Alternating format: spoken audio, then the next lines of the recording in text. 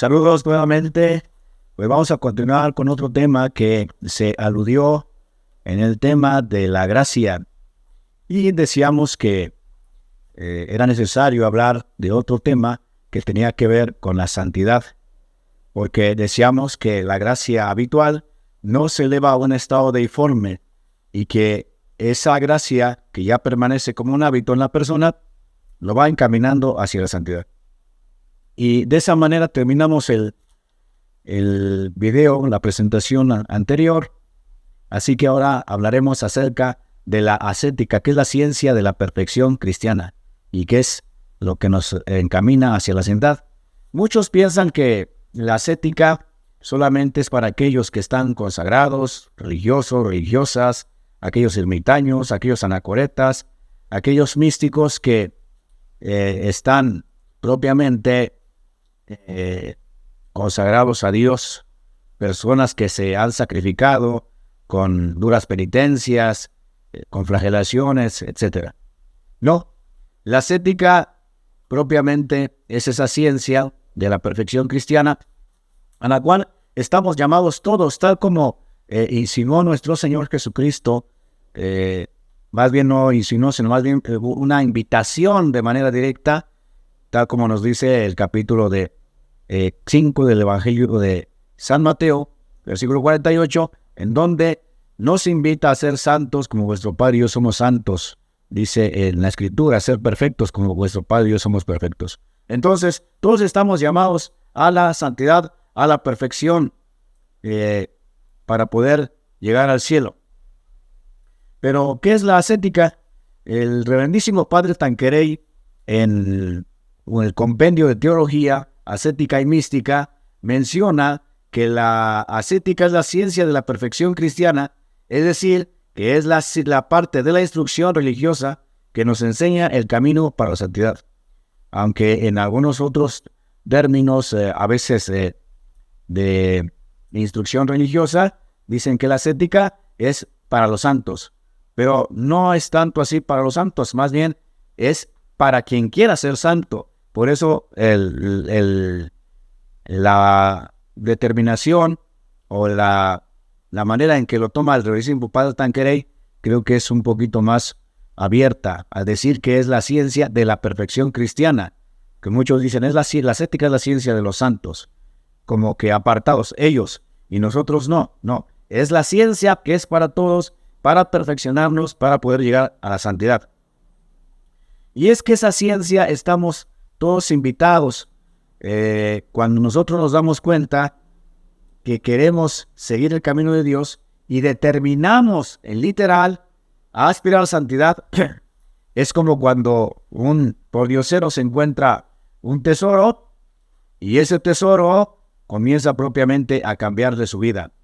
Es como cuando alguien se entera de que es hijo de un rey y no lo sabía. Entonces, ahora nosotros también somos hijos de Dios, que ya lo sabemos y que tenemos que parecernos más a nuestro Padre, que es Dios. ¿Cuál es el obstáculo para no aspirar a la santidad? ¿Cuál es el obstáculo para no aspirar a la conversión? Primero, que no quiera. Y el otro, la ignorancia. La ignorancia es un mal que no permite que yo pueda ver más allá de lo que ven mis ojos. Ese es un mal grande que tenemos.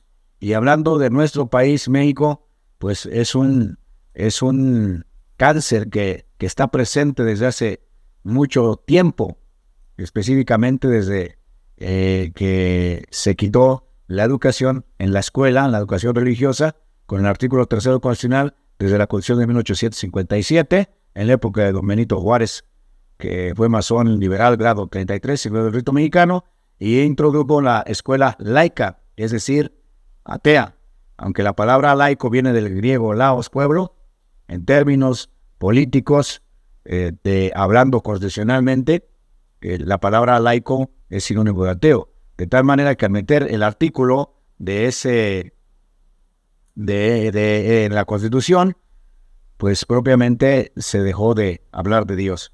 Bien, entonces propiamente ese es un referente para no querer aspirar a la santidad, porque desconocemos propiamente el camino que nos puede llevar ahí por ignorancia.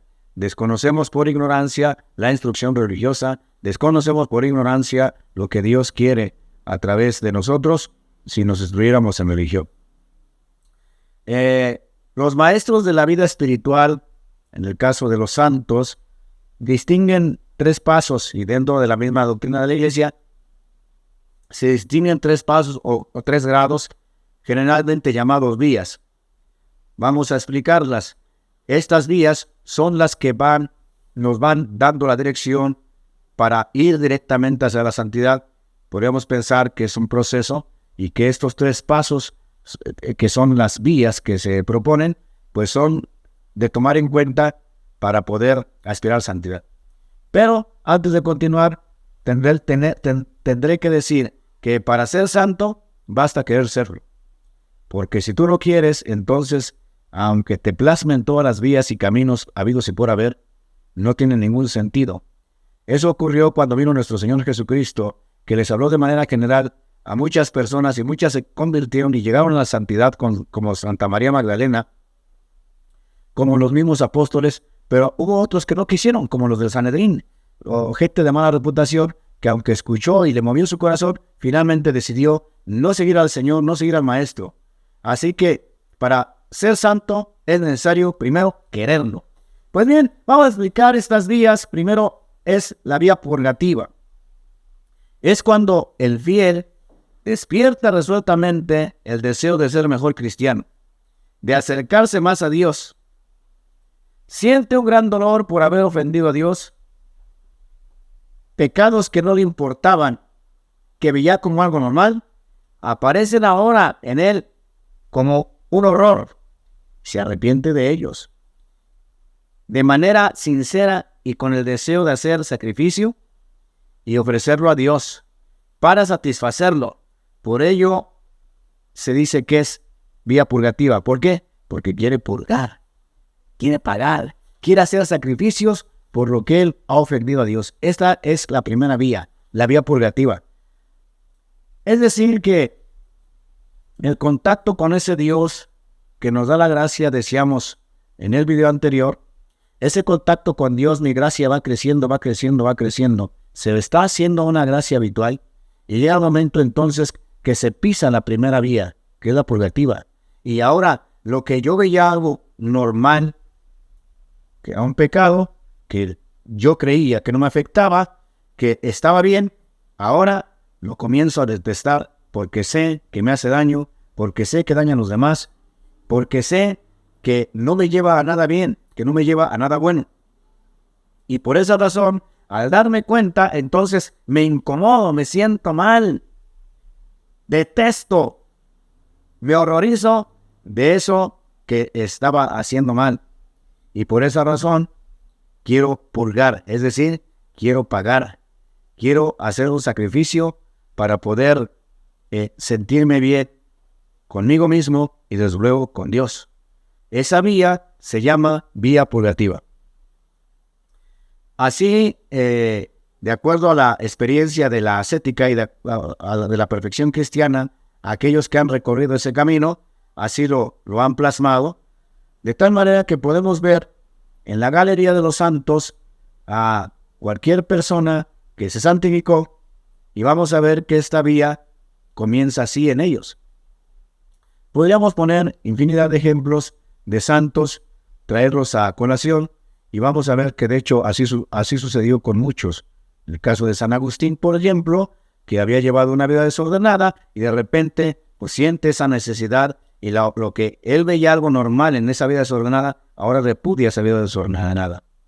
Lo mismo podríamos decir de otras personas que llevaban un camino torcido y que ahora ese camino torcido que llevan les horroriza, se avergüenzan, les da pena.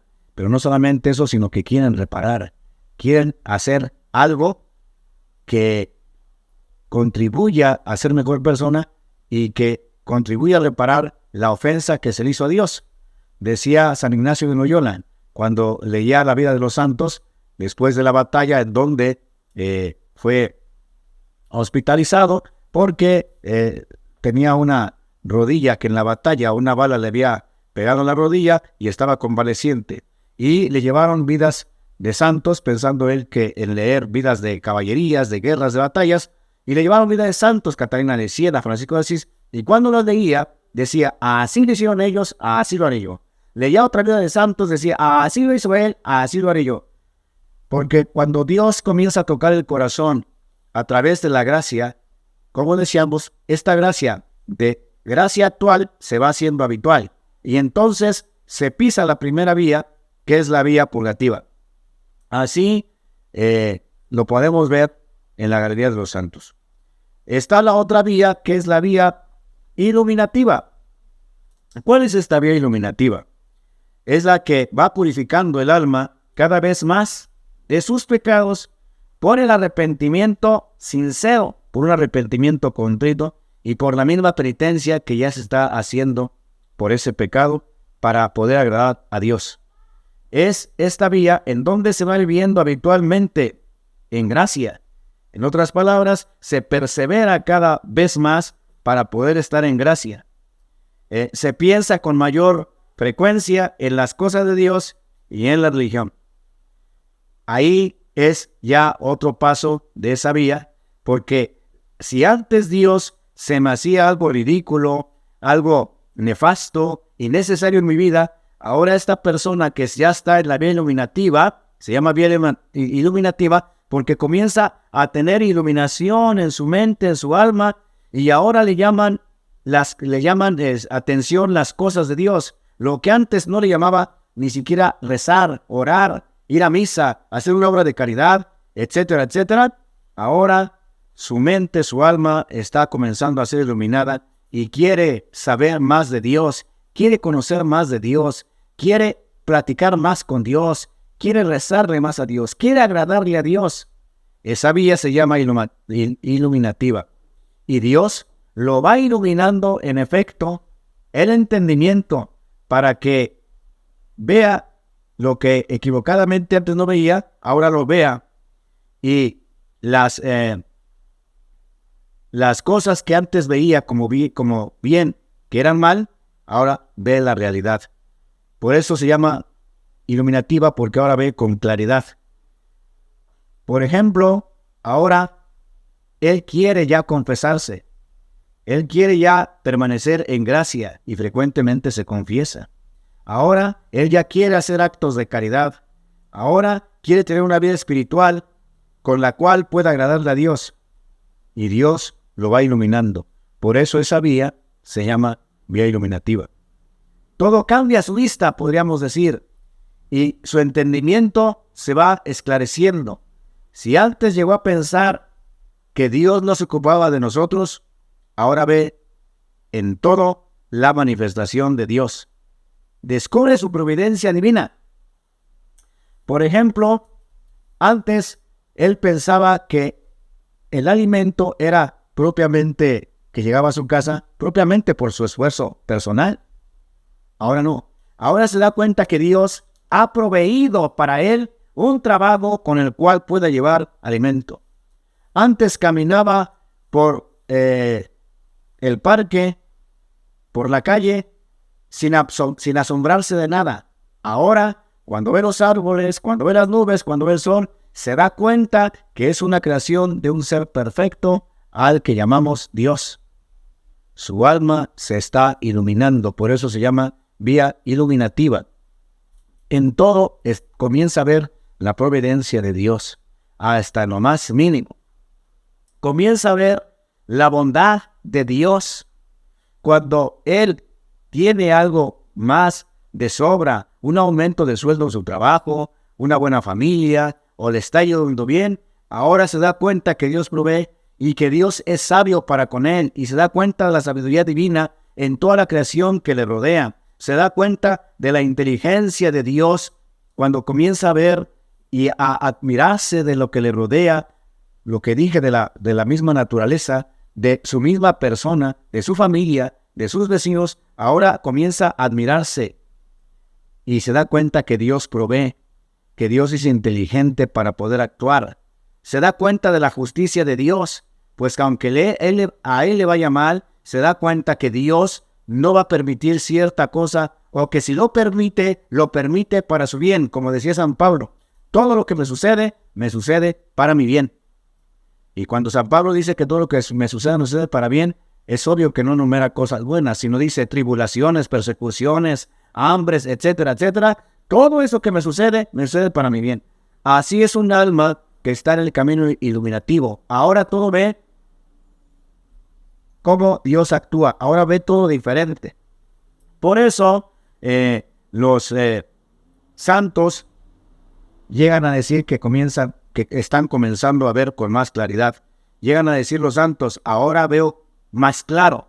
Como decía San Francisco de Asís, ahora todo veo más claro. No es que estuviera ciego físicamente, sino que está comenzando a ver con los ojos del alma. Y todas las arbitrariedades que ocurran incluso en su vida, él las ve como benéficas. Él las ve como pruebas de Dios, o lo ve con ojos de misericordia de Dios, que así es necesario propiamente para purificarse, que así es necesario para que Dios pueda actuar dentro de su persona. Por eso dicen, ahora veo más claro. De ahí la palabra iluminativa. Por eso se llama así, vía iluminativa.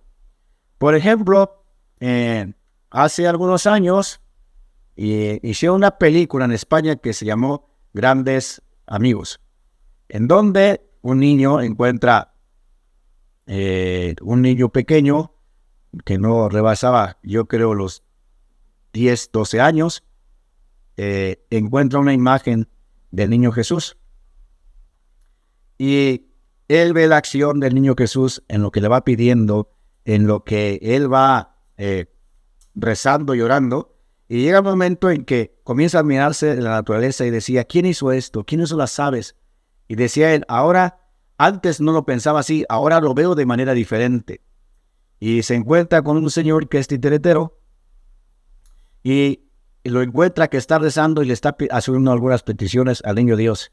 Y le dice, ¿qué estás haciendo con ese muñeco? Y dice, no es un muñeco, sino es el niño Jesús. Y es Dios, y Dios te puede escuchar siempre. Y le dice aquel señor, denominado Tagarí en la película, le dice Antonino, que es el niño del protagonista de ese personaje, le dice, usted también puede pedir lo que quiera. A mis años ya no puedo pedir muchas cosas y no creo que me las dé. Y Antonino le dice, usted se lo pierde, porque si se diera cuenta alrededor y ver lo que es la creación y ver la acción de Dios, no dudarían en pedirlo. Por ejemplo, ¿quién hizo las nubes? ¿Quién enseñó los pájaros a hacer los nidos? Y aquel se sorprende y él dice, Antonino, antes no lo veía así, pero ahora lo veo más claro. Porque se comienza a ver con claridad la acción de Dios en la naturaleza, en lo que nos rodea, en la misma gente, en las acciones que nos ocurren, que le ocurren a otras personas, y se comienza a ver con más claridad. De ahí la palabra iluminativa, la vía iluminativa. Esa vía, desde luego, es el camino por el cual se va siguiendo quien va metiéndose a la perfección cristiana. En este caso los santos, pero no quiere decir que solamente ellos.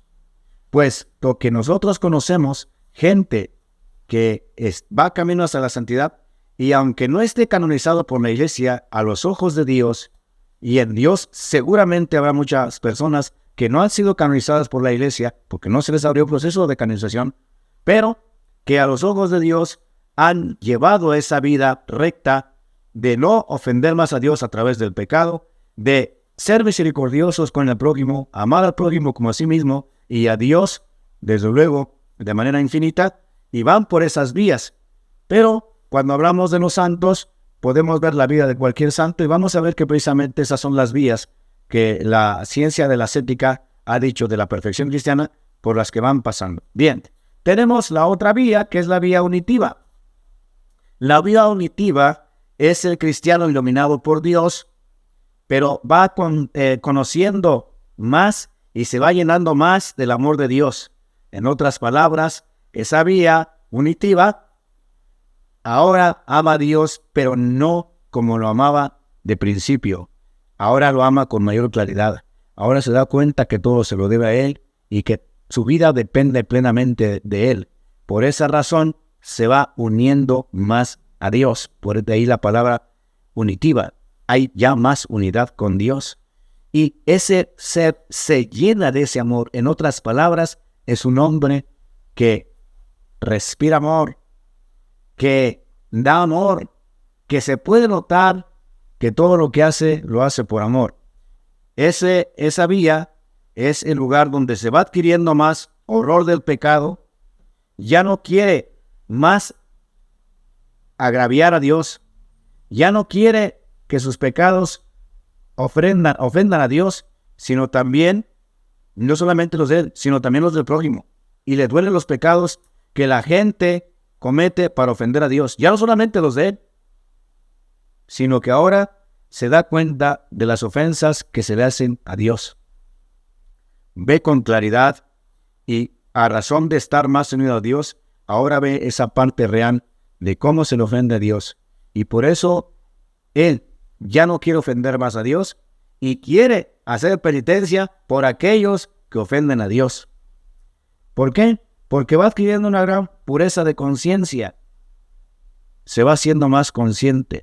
Su conciencia se hace más pura y es la razón por la cual su misma conciencia le va dictando, le va diciendo, ya estando iluminada por la segunda vía, uniéndose a Dios, y ve propiamente las ofensas de él, de los otros, cómo se ofende a Dios, y su conciencia se va clarificando más para poder ser mejor persona, para poder estar en gracia constantemente habitual. Esta gracia que es habitual propiamente le va haciendo tener más contacto con Dios. En otras palabras, se le hace ya un hábito hablar con Dios y pensar siempre en Él. Ya no como al principio de que tenía solamente orar con Él de vez en cuando, o aunque lo hiciera a diario, ahora no.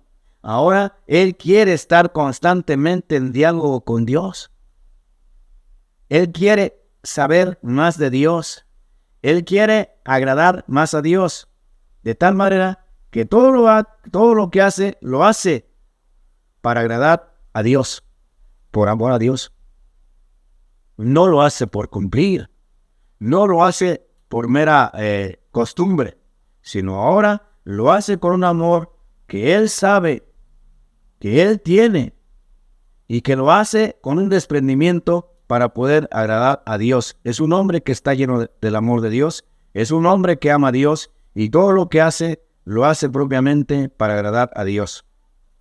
Cuando atiende las cosas normales, el trabajo, lo cotidiano, el estudio, la escuela, el deporte, etcétera, etcétera, cosas normales de su obligación que tiene como tal, terrenal, no pierde la conciencia de la presencia de Dios. Es decir, él es consciente que todo lo que hace, que todo lo que le rodea, su mismo trabajo, su misma escuela, el deporte, etcétera, etcétera, siempre hay una parte en donde Dios está presente. Ahora lo ve así. Por ejemplo, San Isidro Labrador, cuando iba a labrar el campo, de acuerdo a la enseñanza de su vida que está plasmada en algunas páginas de la historia para poder ver lo que hacía Isidro Labrador, se narra que se iba al campo y que ahí, estando en el campo, él ofrecía el trabajo, él ofrecía el cansancio a Dios y rezaba a Dios, y llegaba el momento en que se desconectaba propiamente de la parte del trabajo sin ser irresponsable, sino más bien se desconectaba por el diálogo con Dios, y se llega a decir en las crónicas que los mismos ángeles bajaban a hacer el trabajo que le tenía que hacer Isidro Labrador, no porque fuera flojo, sino porque envidiaban. Es un contexto de una palabra quizá no adecuada, pero más o menos para hacernos entender, envidiaban propiamente el contacto que tenía Isidro Labrador con ese Dios, y que por esa razón ellos agarraban la yunta propiamente para hacerse igual, o para tener la sensación de ser como Isidro Labrador en su humildad. ¿Qué decir de San Martín de Porres, que se fue santificando con su escoba? En algunos pasajes de su vida, en algunas enseñanzas de catequesis, de instrucción religiosa, se le llega a decir con ese sobrenombre de Fray Escoba. Pues bien, ese trabajo, esa obligación, él ve la presencia de Dios en un trabajo, el más sencillo, el más humilde. Ahí se encuentra Dios en lo ordinario. Lo mismo dígase una persona que está cocinando una ama de casa. Ella es feliz en su casa porque ve la acción de Dios. Como Catalina de Siena, que cuando lavaba la ropa, ella pensaba que estaba lavando la ropa de los apóstoles. Que cuando lavaba la ropa de sus hermanos, cuando lavaba la ropa de su mamá y de su papá, pensaba en la Virgen María y pensaba en San José. En lo ordinario, ellos buscan propiamente la presencia de Dios de tal manera que de eso ordinario lo van haciendo extraordinario. Como Francisco de Asís, que cuando sanaba a los leprosos, que cuando curaba a los leprosos, ya no veía a un leproso, veía la presencia de Dios que estaba ahí. Como decía el padre Pío de Pietrelcina, en el enfermo, Dios está 2 veces. Lo mismo decir de la Madre Teresa de Calcuta, que ahí en los enfermos veía el rostro de Jesús, y los enfermos veían en la Madre Teresa el rostro de Jesús.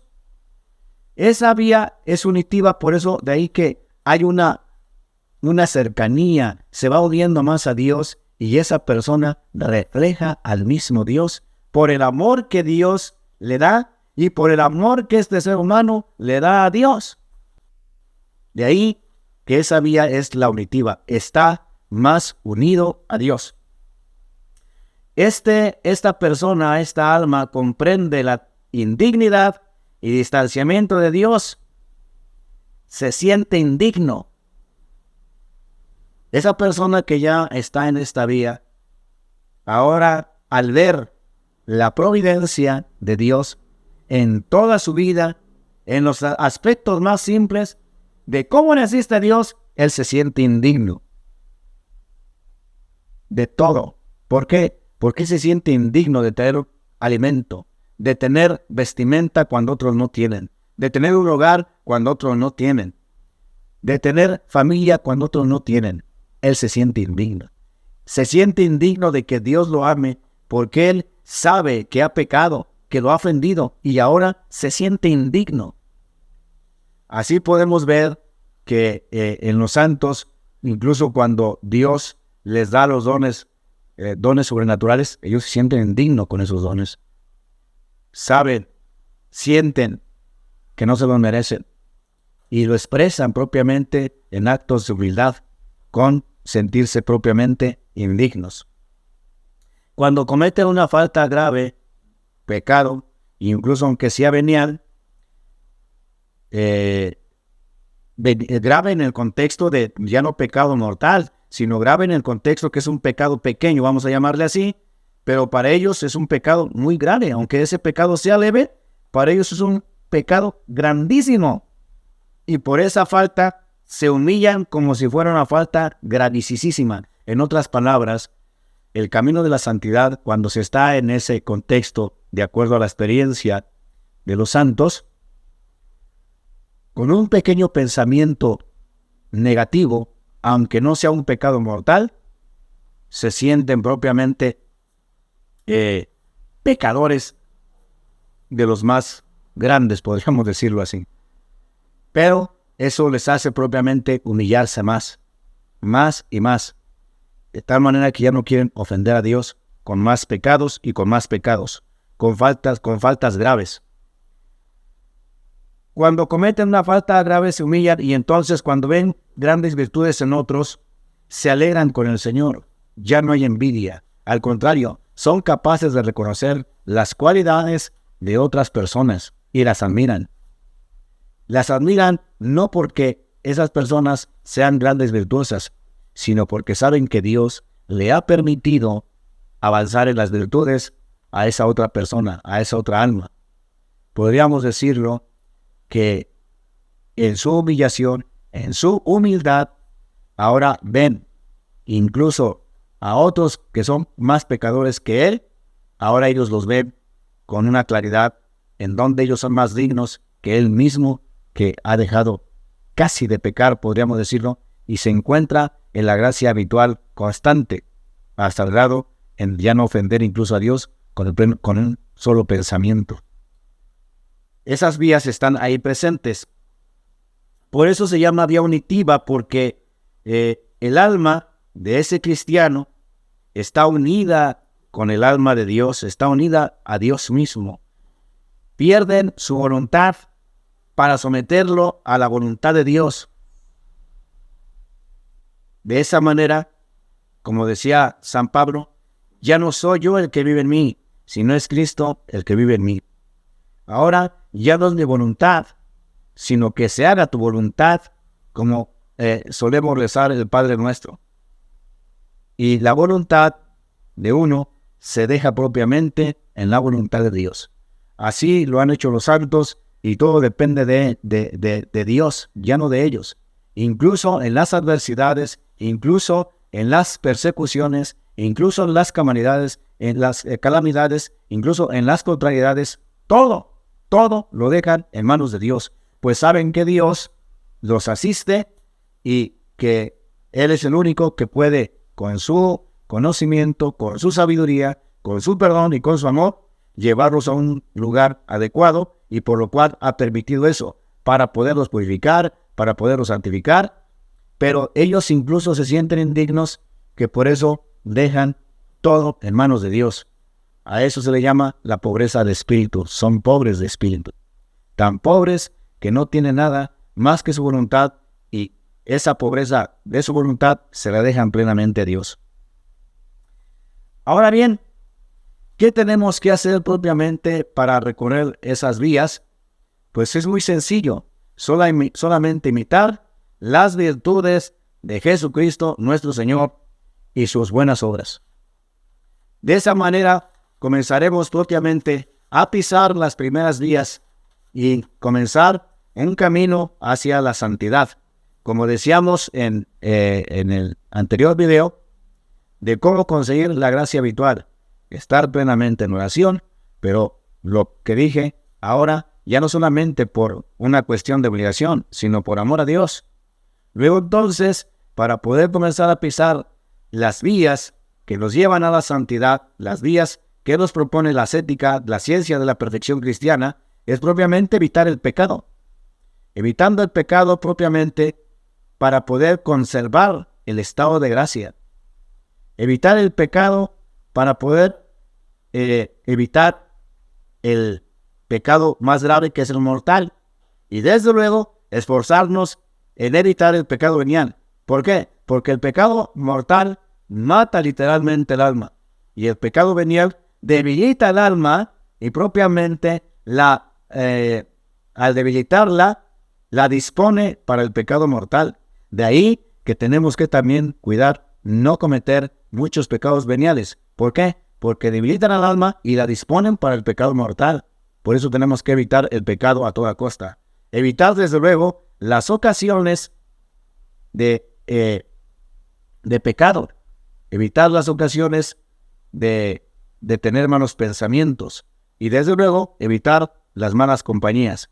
Pues como dice el dicho, el que con lobos se junta, a aullar se enseña. Entonces, si hay malas compañías y queremos pisar las vías propuestas por la ascética, tenemos que evitar las malas compañías y acercarnos a aquellos que veamos que van ya pisando esas vías.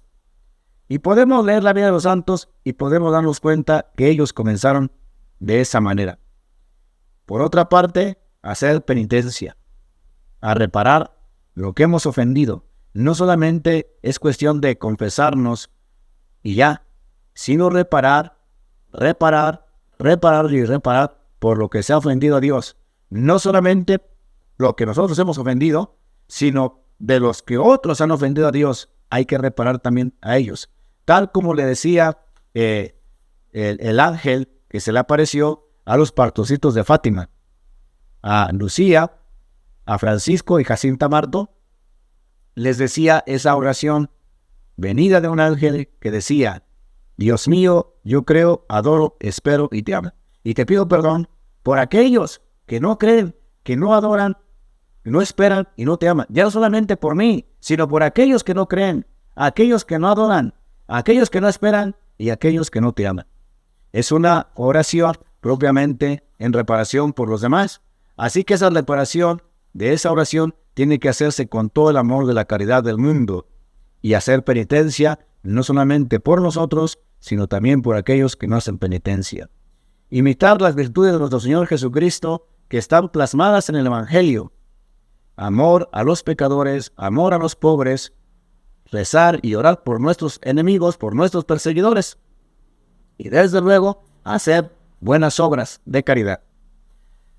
Por ejemplo, habrá personas que les sobra alimento y muchas veces ese alimento, en lugar de repartirlo, lo desperdician y lo tiran. Eso es un pecado grave, porque el Señor lo ha dicho en su Evangelio: porque tuve hambre y me diste de comer, tuve sed y me diste de beber. Y cosas contrarias a aquellos que son reprobados.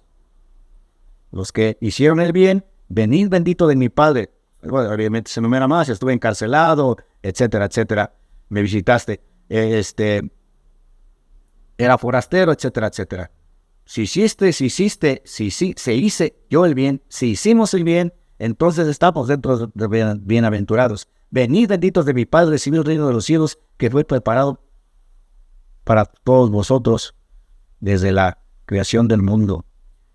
Y dirá a los que están reprobados: porque tuve hambre y no me diste de comer, tuve sed, no me diste de beber, estaba encarcelado, no me visitaste. ¿Cuándo te vimos así, maestro? Cuando no lo hiciste con mi hermano más pequeño, conmigo no lo hiciste. Pero podríamos anexarle: porque tuve hambre y no solamente no me diste de comer, sino que la comida la tiraste. Estaba descalzo y tú tenías 10 pares de zapatos y solamente utilizabas uno. Estaba desnudo y tú tenías 20 pantalones, 10 camisas y solamente utilizabas una. Eso así es como se aplica el Evangelio. ¿Por qué? Porque en el sentido de hacer el bien no hay límite. Ahí no hay límite para hacer el bien. Hay que hacer todo el bien que podamos mientras existamos. En el pecado sí tenemos que poner un límite de tal manera de no brincar la raya a un pecado mortal. Cuidarnos de los veniales porque debilitan el alma y nos predisponen para el pecado mortal. Y cuando ocurra eso de un pecado mortal, recurrir de manera inmediata a la confesión, que es el lugar donde se absuelve el pecado, pero hay que reparar propiamente la pena de ese pecado. Pues bien, ojalá y que nosotros podamos pensar, aspirar, comprometernos, pero sobre todo desear en el fondo de nuestro corazón la santidad para parecernos más a nuestro Dios, que nos ha invitado a ser santos como vuestro Padre y yo somos santos, ser perfectos como yo y mi Padre somos perfectos. Así que es una invitación de Dios mismo para poder estar en su presencia. Pues que Dios nos conceda pensar, actuar, decidir y sobre todo permanecer en esa idea de la santidad para poder practicarla y para poder llegar a conocer de frente a Dios nuestro Señor. Como dice San Pablo, entonces lo veremos cara a cara. Que Dios les bendiga y nos vemos en la siguiente plática, en el siguiente tema de estos temas de formación de catequesis. Dios les bendiga.